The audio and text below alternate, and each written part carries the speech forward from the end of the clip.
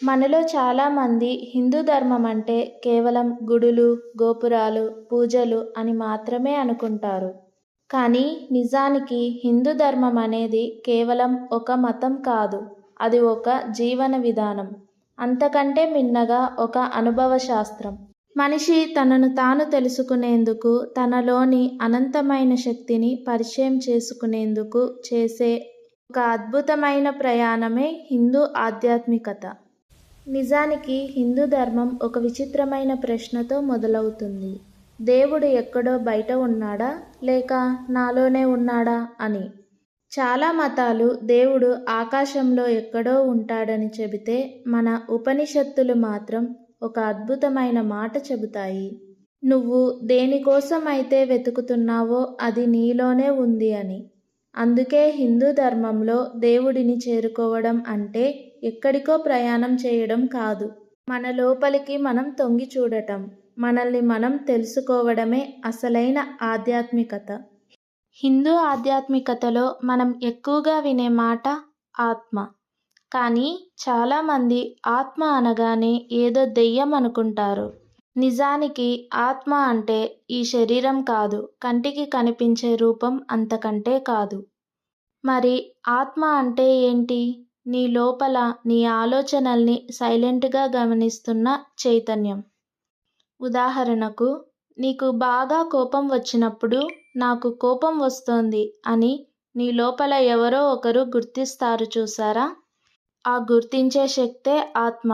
కాలంతో పాటు నీ శరీరం మారొచ్చు, నీ ఆలోచనలు మారిపోవచ్చు, కానీ వాటన్నింటినీ సాక్షిలా చూసే ఆ గమనించే శక్తి మాత్రం ఎప్పటికీ మారదు. అదే నీ అసలైన స్వరూపం. మరి బ్రహ్మం అంటే ఏంటి? చాలా సింపుల్గా చెప్పాలంటే, ఆత్మ అనేది ఒక వ్యక్తికి సంబంధించింది అయితే, ఈ అనంతమైన విశ్వమంతా నిండి ఉన్న శక్తిని బ్రహ్మం అంటాం. హిందూ ధర్మం ఒక విప్లవాత్మకమైన మాట చెబుతుంది. నీ ఆత్మకు ఈ విశ్వానికి మధ్య అసలు తేడానే లేదు అని. అదే ఆ ప్రసిద్ధ వాక్యం, అహం బ్రహ్మాస్మి. అంటే నేను బ్రహ్మాన్ని అని అర్థం. దీని వెనుక ఉన్న అసలు రహస్యం ఏంటో తెలుసా? నువ్వు ఈ ప్రపంచంలో ఏదో ఒక మూలన పడి ఉన్న ఒక చిన్న ప్రాణివి కాదు. నువ్వు ఒంటరివి అంతకంటే కాదు. ఈ అనంతమైన విశ్వంతో, ఆ విశ్వశక్తితో ఎప్పుడూ అనుసంధానమై ఉన్న ఒక అద్భుతమైన చైతన్యం నువ్వు. చాలామందికి ఒక సందేహం ఉంటుంది. దేవుడు ఒక్కడే అయితే మరి హిందూ ధర్మంలో ఇన్ని రూపాలు, ఇన్ని కోట్ల మంది దేవతలు ఎందుకు అని. నిజానికి హిందూ ధర్మంలో దేవతలు అంటే కేవలం ఆకాశంలో ఉండే వ్యక్తులు కాదు. వారు మానవ అనుభవాలకు ప్రతీకలు. ఒకసారి గమనించి చూడండి. శివుడు అంటే నిశ్శబ్దం, వినాశనం, మార్పు. మనలో నిశ్శబ్దం ఉంటుంది, అలాగే పాతవి వదిలేసి కొత్తగా మారే గుణం ఉంటుంది. అదే కదా శివుడు అంటే. విష్ణువు అంటే సంరక్షణ, సమతుల్యం.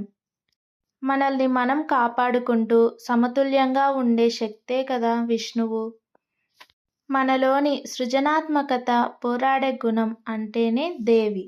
ఈ శక్తులన్నీ మనలో ఉన్నవే. అందుకే దేవతలు ఎక్కడో బయట లేరు, మనలోనే రకరకాల రూపాల్లో దాగి ఉన్నారు. మనలోని ఆ శక్తులకు మనమిచ్చుకున్న గౌరవమే ఈ రూపాలన్నీ. నిజానికి పూజలు దేవుడి కోసం కాదు, మన కోసమే. మనసు ఎప్పుడూ ఒక చోట ఉండదు, చాలా చంచలమైనది. పూజ, జపం, దీపం ఇవన్నీ ఆ మనసును ఒక దారిలో పెట్టే సాధనాలు మాత్రమే.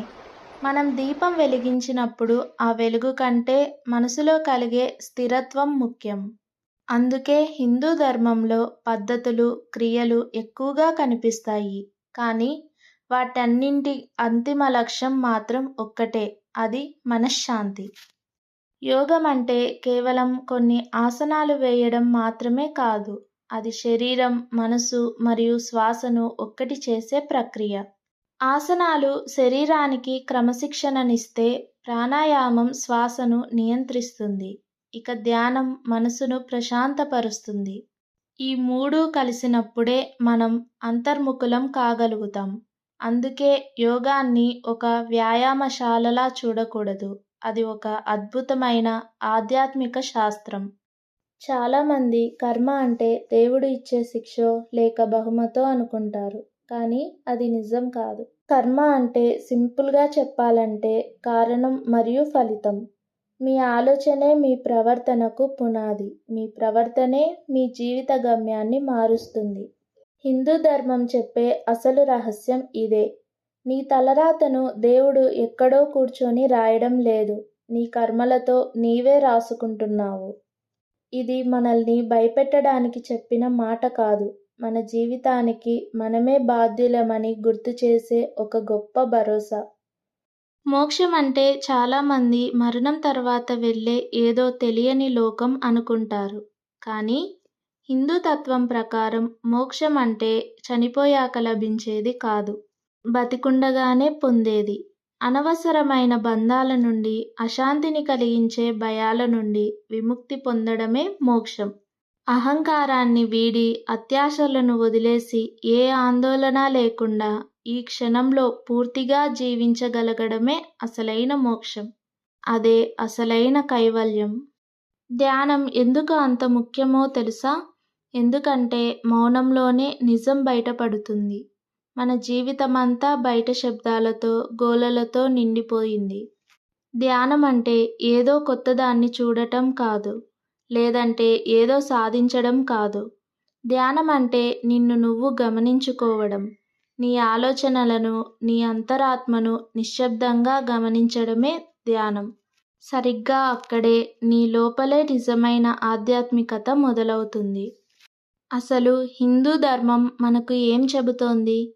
చివరగా ఒక్క మాటలో చెప్పాలంటే, ఇది నమ్ము అని శాసించదు, ప్రశ్నించు అని ప్రోత్సహిస్తుంది, భయపడు అని బెదిరించదు, అర్థం చేసుకో అని వివరిస్తుంది.